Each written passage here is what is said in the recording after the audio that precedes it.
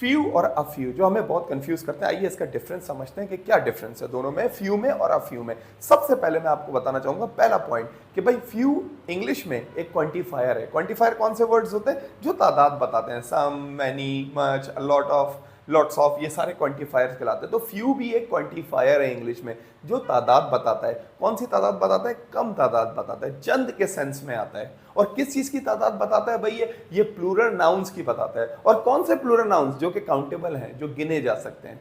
Uncountable की नहीं, uncountable की तो लिटिल बताता है, तो प्लूरल काउंटेबल नाउन्स की तादाद बताता है। तो ये दो पॉइंट आ गए भाई, क्वांटिफायर है और प्लूरल नाउन्स की तादाद बताता है। अब डिस्कस करते हैं डिफरेंस क्या है फ्यू और अफ्यू में।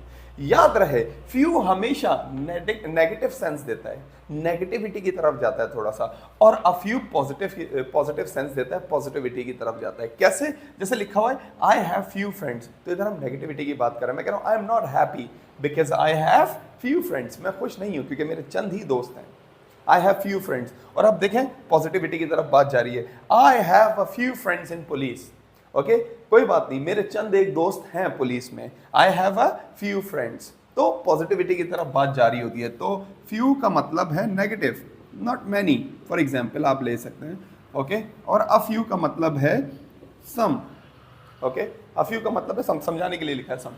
तो ओके, मैं कहता हूं There are few students in class, that's why I'm not taking class. Class में चंद स्टूडेंट हैं, जब भी मैं क्लास नहीं ले रहा हूँ, नेगेटिविटी।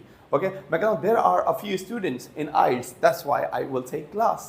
ओके, IELTS में चंद एक स्टूडेंट हैं, जब भी तो मैं क्लास लूंगा।